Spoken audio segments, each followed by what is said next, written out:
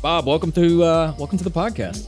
Well, thank you. I appreciate you having me. This is going to be a very unique podcast. You know, we have a lot of personal injury attorneys on this podcast, and you are the first, I believe, attorney practice of family law, primarily divorce. So this is going to be very exciting because you built a phenomenal business, a phenomenal organization. But I'd like to start from the very beginning and really just discuss some of the experience that molded you perhaps into who you are today. You know, probably the biggest one was debate. Started in high school debate, little team, Middle Georgia, Warner Robins High School. And, you know, tough for a small little public high school to compete on the national scale in high school. But I think it got the itch going. So when I went to Emory, continued debating and kind of made a little bit of a lifetime out of it. What led to the decision to start your own firm? You know, I think I went to law school planning on opening my own firm, a little different than most people. I had run a company in college. I was working on campaigns, running a lot of marketing for different campaigns and helping people get elected. And I think I really went to law school straight in with a zoned in purpose. I'm going to open my own practice.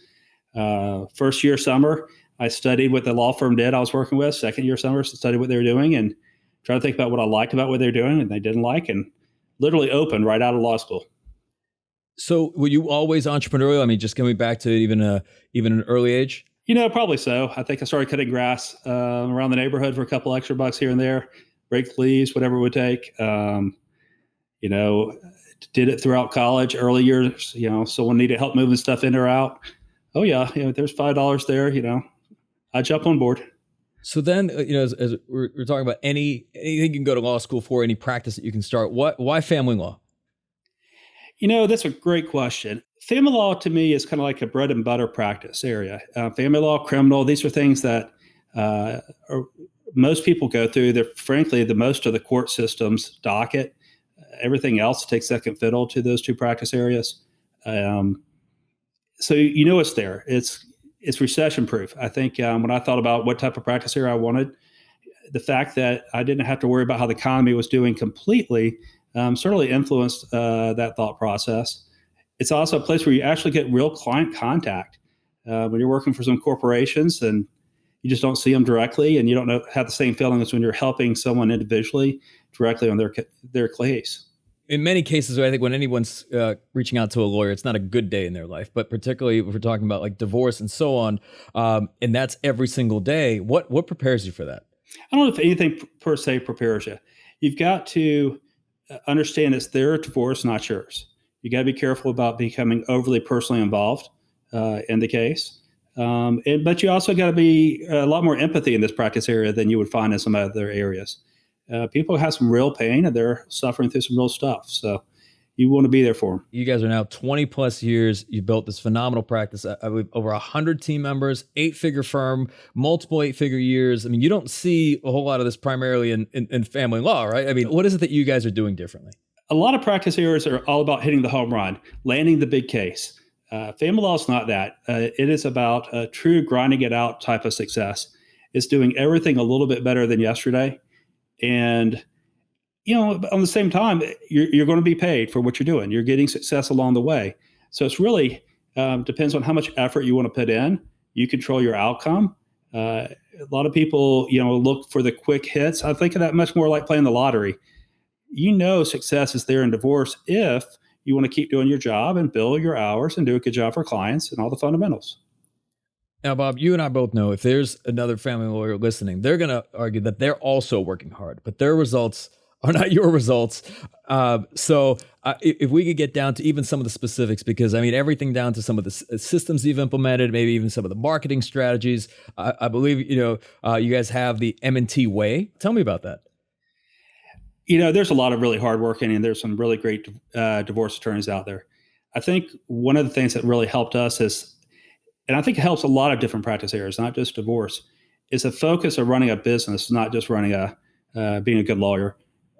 I always try to look at both sides of it. What I see out there is some great attorneys that never spend any time thinking about running their business. And then they go, why am I not getting where I want to be? You got to look at both sides. You've got to understand that you actually are running a business at all times. So, you know, I look at marketing, intakes, all the way through billing, every piece of our practice, I'm always analyzing and go, what can we do better? Were you always this way? I know you mentioned that even through law school, you always wanted to open up a practice. But as far as kind of learning the business side of it, like how did that come to be? Oh, I've always loved business probably even back in high school.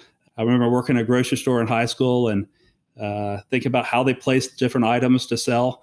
Get the kids at the checkout register with the gum. It's always been intriguing to me. It's also intriguing why some companies win and some don't. And it's not always the best place that wins. It's the one that sort of gets the business fundamentals down that really leads to success.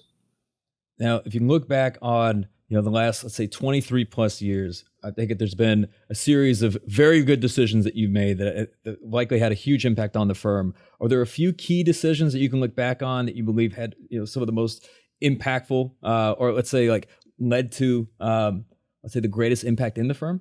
Two in particular stick out. One was the decision to focus only on family law. We actually didn't start as a family law firm. We started doing pretty much everything but family law. I did some business litigation, personal injury, definitely did some criminal work. So the first big decision was to focus just on family law and not everything else. That allowed us to build systems and actually figure out how things can be replicated throughout the process.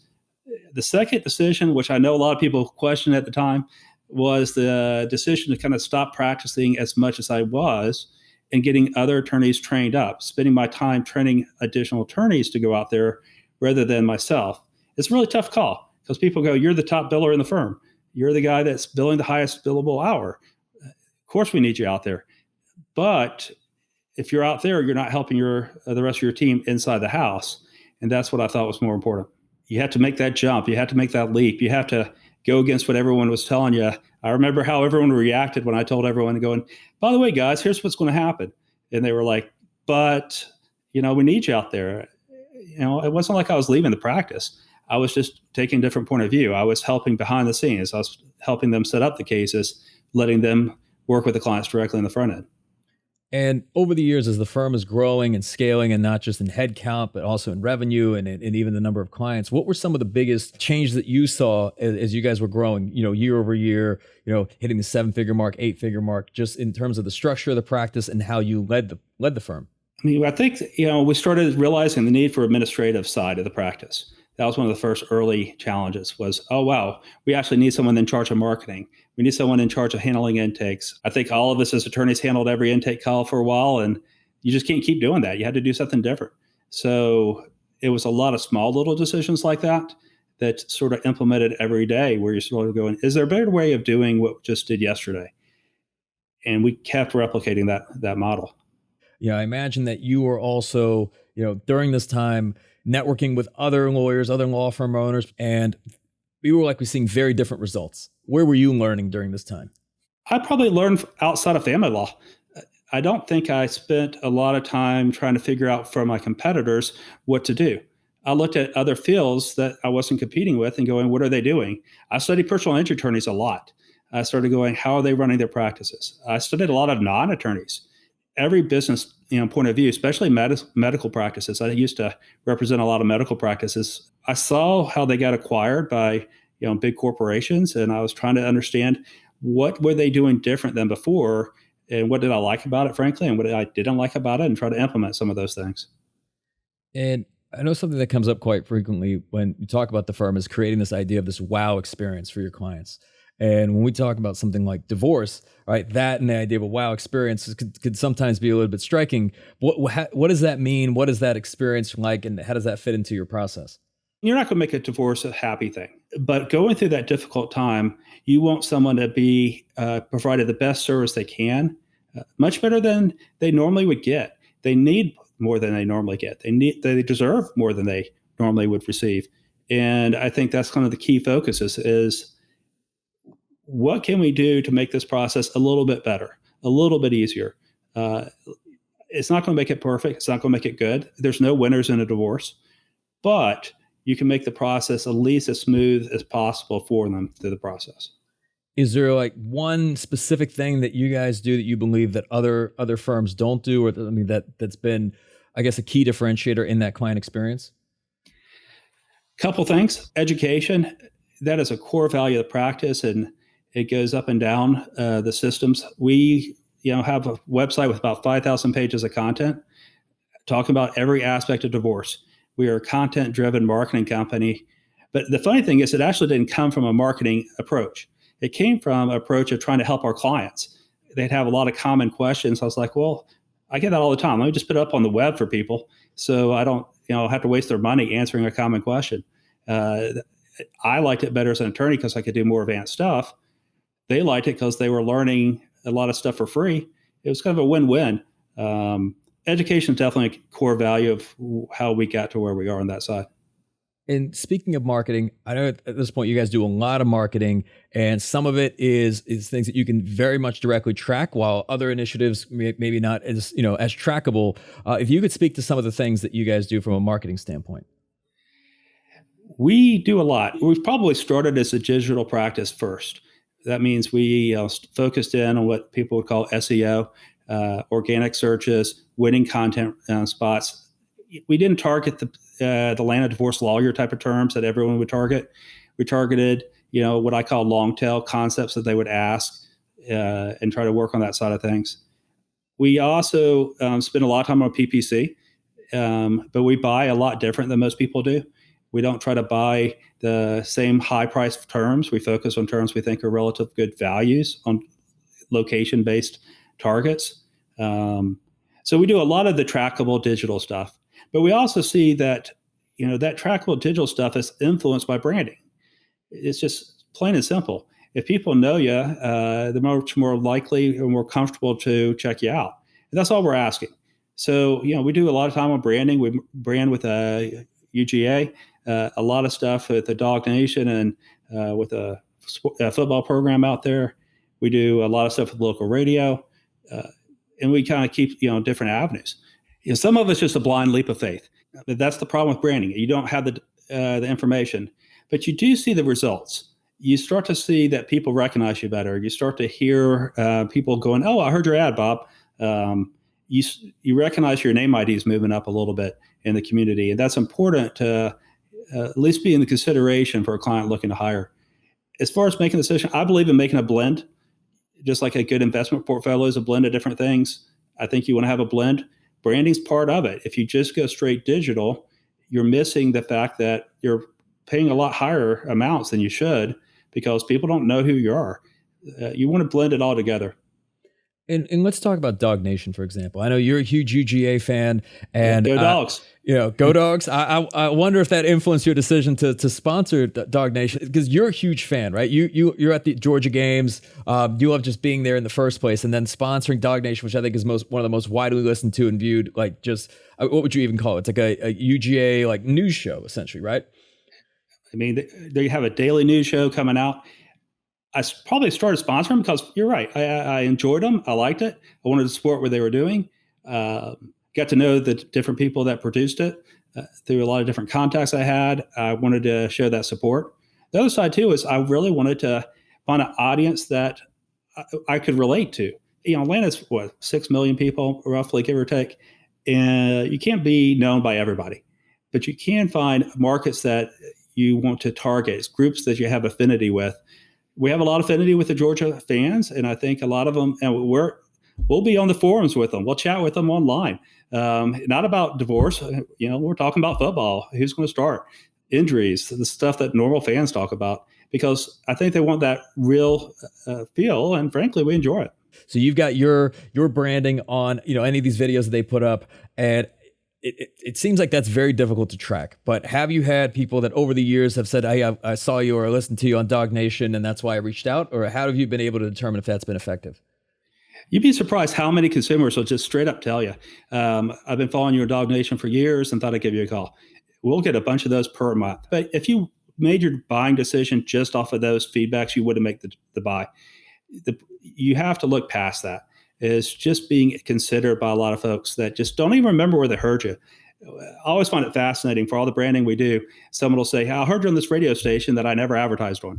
I loved your billboards. I'm still looking for my billboard in Atlanta because everyone's, we have at least once a month. Someone said, "I saw you on the billboard." I'm like, "Ooh, we don't have a billboard." but they don't know exactly where they heard you or how they followed you, but the branding does have a huge impact on everything through the process. You guys have kept your foot on the gas. I want to talk to the kind of the long-term approach, because everything you just mentioned, whether it's SEO or pay-per-click, like the website having so much content. I know you guys put out a lot of like divorce guides, and even the radio show itself. If you could speak to just the consistency of that, how long you've been doing it, the frequency of it, just so people can get a sense that it wasn't just something that you did one day and then immediately the firm took off. Oh, no, it takes a long time. We've been doing this probably for 10 years on WSB. We started writing our blogs in 2007, I think, and we continue to push content nearly daily, new content coming out. I think we're on our 200th podcast is coming out here soon. We do the radio show in Atlanta. It's not one little thing. It's a lot of continued, consistent effort to get where we've been. But I think for other people, they sit there and go, wow, I can't do that. And I'd just like to make sure they understand clearly, you may not be able to do everything we're doing today, but you can do one thing. And off of that, you can build to other things. And I think that's the opportunity that people could really grow from. And as you guys been taking things to the next level, I know you recently did a study on branding and taglines, and it just makes different audience responses to key messages. What was the reason for that, taking that approach? I'm a data guy. I'm an analytics guy. So I want as much data making my buying decisions as possible. Even when it comes to something like branding, we do customer surveys.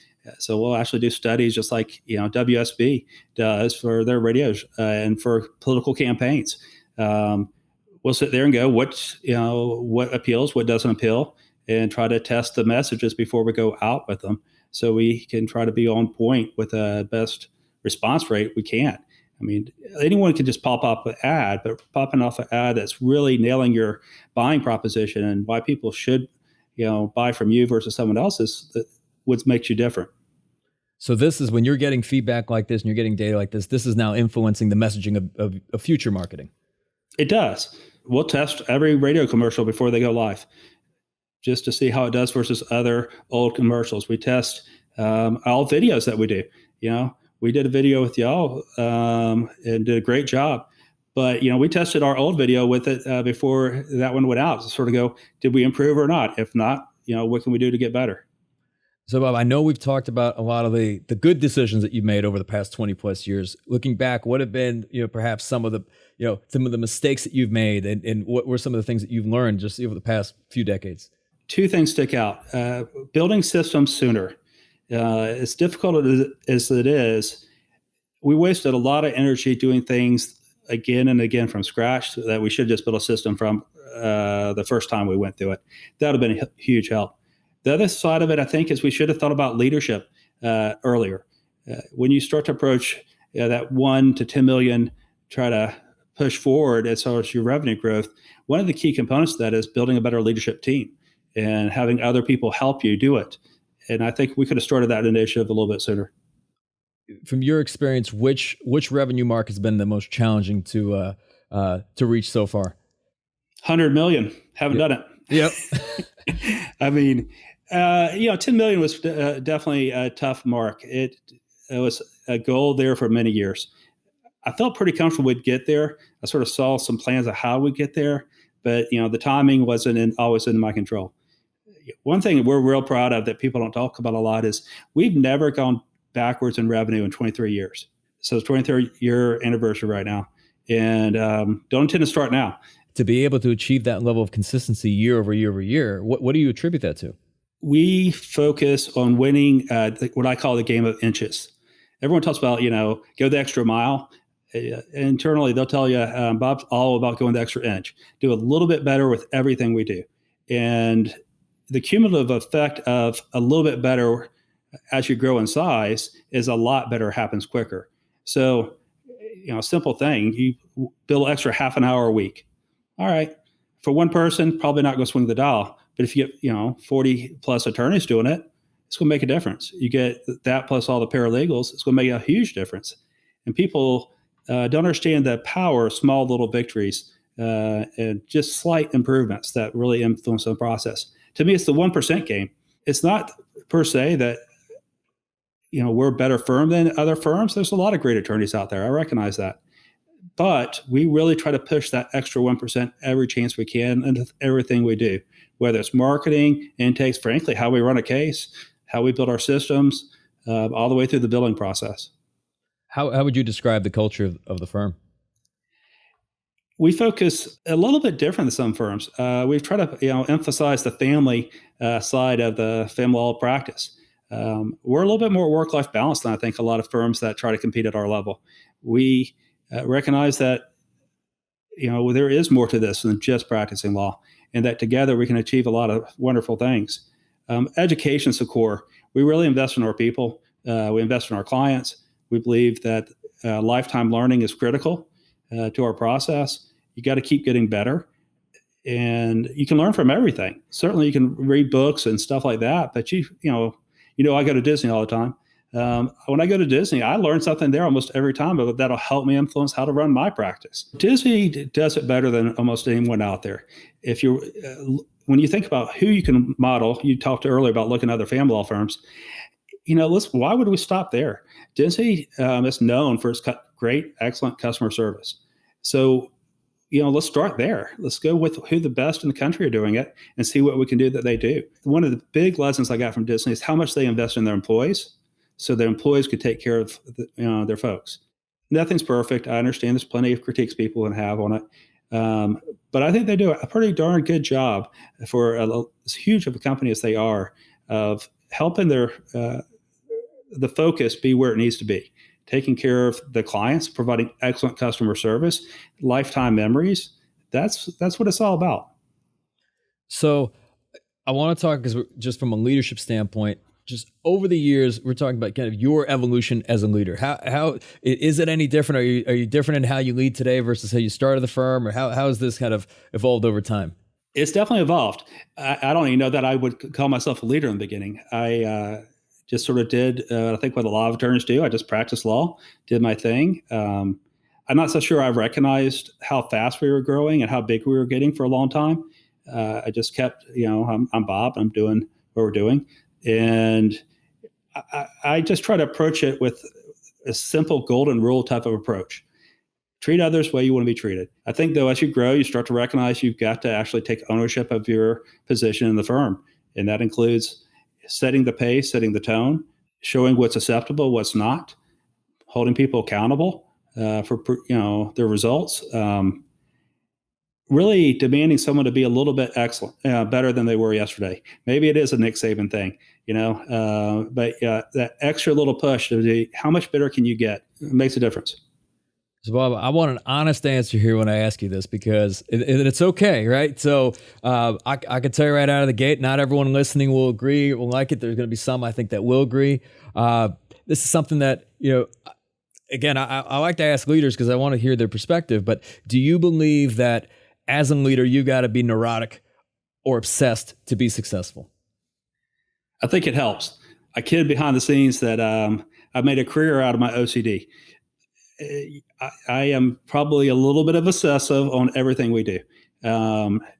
Simple little things, the font choice, how it looks, the presentation, how quickly we're calling people back, every point of contact, what can we do better?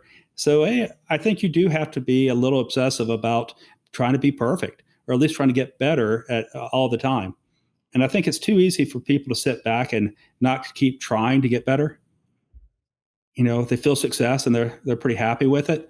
I don't know that I'll ever be satisfied. That will probably be the end story. I will go all the way, always going, what can I do better? Even when I practice at the very beginning, try a case, what can I do better on that trial? I would never walk out of the courtroom practically before I didn't have a list, of 30 items I want to do better next time. That's the way I approach everything we do. So we talk about this concept of satiability, and having achieved a level of success, and you guys having multiple 8-figure years. Like what keeps you hungry? What keeps you going? There is something just independent about trying to always get better.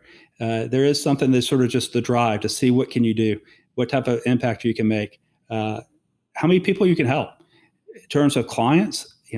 What type of impact can we have on the process? We actually, are out there trying to change the process. We want to see, if we can make it a little bit more resolution focused. That's one of our core values. It doesn't have to be as every case go to a trial. We're dealing with divorce. There's certainly practice areas that should go to trial and should battle it out. But when you got kids involved, it's not always the best approach. One thing I think we like to approach different is, our saying divorce hurts but doesn't have to be nasty, but we really live it.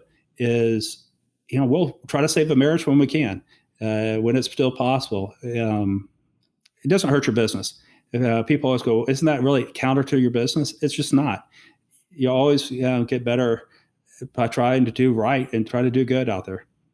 Now, I believe you guys put out among the most, if not the most, like free resources, content, just period for people that probably could even prevent them from hiring you, right? You're giving them so much information. What's the thought process behind that?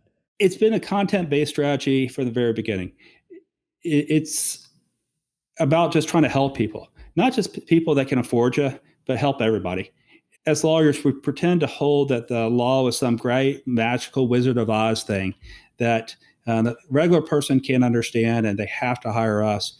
And maybe that's true for some stuff. But for a lot of divorce, they have some basic questions on that they deserve answers. And we shouldn't make the law so mysterious. We can explain it to them. I think it just helps improve the quality of clients that you do get. Are the clients we lose from it? Probably. Are the clients that do it on their own? Probably. I don't worry about that. They also might refer 5 of their friends to come check out our website, and maybe one of them hires us. Maybe they start down the process and they need help, and they hire us later in the process. I don't think it's a bad thing. Or maybe they're actually just able to do it on their own, and they might not have been able to afford to do it. So we can help them in that way. So, if you just take it from the concept of just trying to help people is the priority, things work out. There's plenty of people to help in this process. Bob, how do you define success? To me, always trying to get better, to always try to improve, to never rest, to always see what you can do better. I don't think there's a point I'm ever going to be satisfied. I don't think there's a point that I'm ever going to be, I'm done. Check, that's what I was looking to accomplish. Congratulations, we're out of here. They'll make fun of me inside the office quite often because, we'll hit some goal internally, and that meeting won't be over before I announce the next goal. I'm working on it as a leader to celebrate the victories. But I'm always looking to what's the next step? What can we do better? We hit that goal. Great. What's next? In a way, it's almost like the journey is the reward, right? I mean, they've done studies on this and shown that the actual true fulfillment comes from not the achievement of a goal, but the process of, the capabilities that you gain, the challenges that you solve, the adversities you overcome on the way to getting there, right? This is sometimes why I think in the achievement of a goal, it's kind of an empty feeling many times, right? That's a really great point. Probably the emptiest I felt in the practice is once we hit our 10 million mark. And I sat there with that goal out there for so long that when we hit it, I was sitting there going, what's next? We had a couple of goals along the way that we achieved, and that was kind of the last of a series of them. It is the journey. It is the process that you'll look back and enjoy the, did you do X and hit Y? That's what you're trying to do. And sometimes X doesn't equal Y, and you go, okay, what else can I do? What can I do different? How can I approach this in a different way that might get to where I'm trying to go? But once you're there, you're right. You got to have something else that keeps pulling you along. And looking ahead to the future, I mean, just in terms of the legal landscape in general, what do you predict? How do things either continue to evolve? What do law firm owners, what do you think they should be thinking about in order to continue to adapt and even stay ahead? More and more people are going to go online for services. They're going to use digital platforms. The old school networking, it has a role, it has a place, but it's not a way to build a practice. It's not a way to really grow. You're going to have to learn to compete in the new environment online. We now are on video. You got to be able to reach the consumer where they are. You got to provide services that they want that are useful.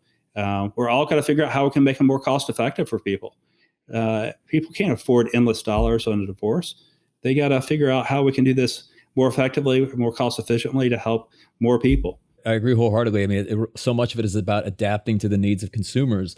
And what I found is that they're really gauging that experience not based on their experience with law firms, but their experience with other businesses and brands, right? So the experience that they get in when they buy something off Amazon, or when they're ordering DoorDash or something like that, they get, or even when they're at Starbucks, they get conditioned to a certain level of service, a certain on demand level of experience, and so on. And then they hire a law firm, and it's almost like this they're in shock at this process and this experience of dealing with a business, right? After working with something that was so fluid and so seamless. So it seems like anything that helps to kind of meet consumer expectations is a very good thing. That's where it comes down to.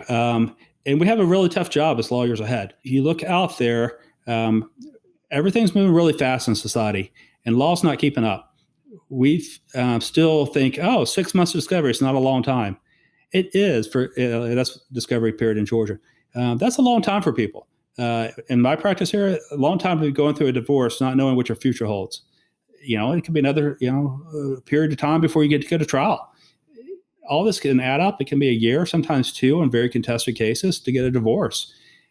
People are used to getting stuff in the mail a day later. They're on Amazon, expected on their door the next morning. The law's got some work to do on trying to figure out how do we keep up with this pace of society. Mm-hmm. And speaking of which, Bob, shifting personally, what are some of the, let's say, habits that you practice, whether it's daily or weekly, that help you keep up and keep you on track and keep you engaged? I probably start every day the same way. I guess everyone does. I got to have my cup of coffee, get going. But when I get in there, first thing I check is Google Analytics. I see how we're doing online from the day before, followed up by our intake management system to go, how are those numbers looking? So I get a quick KPI scoreboard to start the day. And then I look through, we use Microsoft Planner. What plans do we have coming up? And what are my big to-do items for the day? So I always try to zone in. What are my top 3 things I want to knock out today? And I don't usually try to pick more than 3 unless there's, just silly little things. I try to nail 3 because, work day is going to sidetrack me enough different ways. If I can finish my day with all 3 done, I consider it a successful day. And I can promise you that most law firm owners don't start their day looking at their Google Analytics. And I love that you said that, because it's so intentional, right? So I imagine that on any given day, you've got clear view, and you can tell exactly how many intakes there were. What's the cash flow situation looking like? What are any sort of marketing metrics like? Do you know these numbers, and do you know this data on almost like a day by day basis, if not like an hourly basis? I don't have it hourly, but I do have it daily. I think if you want to get better, you need to know it daily. How quickly you're checking in on things is honestly how fast it improves. So if you want to improve stuff, check in on it more often. If you think about this, if you're trying to lose weight, if you check on it once a year, you're probably not going to make a lot of positive strides. Check on it once a month, maybe a little bit better, but honestly, probably not much. You start checking on it daily, that's when you start losing weight. You start focusing on it. It starts changing your behavior. So I check on everything on a daily basis. I literally have in my browser opens up with analytics, our intake system, and a Microsoft Planner pre-opened, ready to go. So it forces me to look at it every single morning. Simple little thing to check in on. It's that habit of just checking and caring. I look at my numbers, like you said. I can look in there and go, did we win or lose yesterday? If I see the number of web hits, and if we're off and I notice this pattern, I start to go, okay, what do we need to do different? How do we make this adjustment now? Because you won't always win. There's days when we lose too. But I think one thing we do really well is we make adjustments quickly when we're losing to try to turn that around. And so it's not a month or a year later, it's a day or a week later. It almost creates this level of accountability, right? Now, there's going to be some people that will say, hey, maybe I don't check every day or every hour, every 10 minutes or whatever it is. But, to be able to know the health of your business, right? And to be able to know, how, like, as you described, like, did we win or lose? I mean, if you know this daily, right, then you know it weekly, and you know it monthly, then quarterly, and so on. And then that tends to add up over the years. It's simple. You get a monthly goal. If there's 30 days in a month and you want to make $30,000 that month, well, that means $1,000 a day. You should be able to go at my own pace or off pace every single day. You may, fine tune that system a little bit for weekends versus weekdays, and improve it a little bit over the years. But here it is, almost the 15th of the month. I know exactly where we're supposed to be on the 15th of the month. And are we on pace or off pace to be there? And if we're not, you make your adjustment now. You don't wait till the end of the month to make that adjustment. Yeah. If you're looking back over the last 23 years, just for example, how many adjustments have you had to make in a given year? We really do thousands of adjustments. People don't realize we change at least 3 web pages a day. We're studying how each web page performs. If we don't like the performance, we make a change there in the marketing department. We study every intake call going, what can we do better? It's just like football players take it for granted that they're going to go back and watch the film on their game. Why aren't we watching our film? A lot of people will go up there and try a case and they don't study how they did before. I mean, the first time you're presenting that argument better not be in court. You should have already done it 2 or 3 times so that you're pretty polished by the time you're at the courthouse. Same thing applies throughout your whole practice. You should know exactly what you're trying to achieve and study how you did. So I think this goes back. I mean, what you just described, even when I asked you at the start of the podcast, like, what is it that you guys do differently that's led to the growth of the firm? I think what you just described, the thousands of adjustments that take place every single year because you have oversight and because you've created that culture of accountability. I mean, I would argue that's what's led to those types of results. And you couple that with the fact that you mentioned you guys have never backslid in revenue in any year in over 20 years. I mean, that's incredible. Yeah, I appreciate that. I mean, it's a lot of hard work. It's nothing glorious. It's very quiet. I think one thing that's been interesting about how we've grown is we haven't really had a big name coming out there. We just quietly did our thing and keep making those adjustments, keep getting better. But it's also a lot of hidden late nights. A lot of the web pages are done after hours every single night. But if you just do one web page a night for 30 days, you've got a 30-page advantage. You do that for a year, you're at 360 pages. All of a sudden, you're competitive. If you're not there where you want to be today, take those steps right now.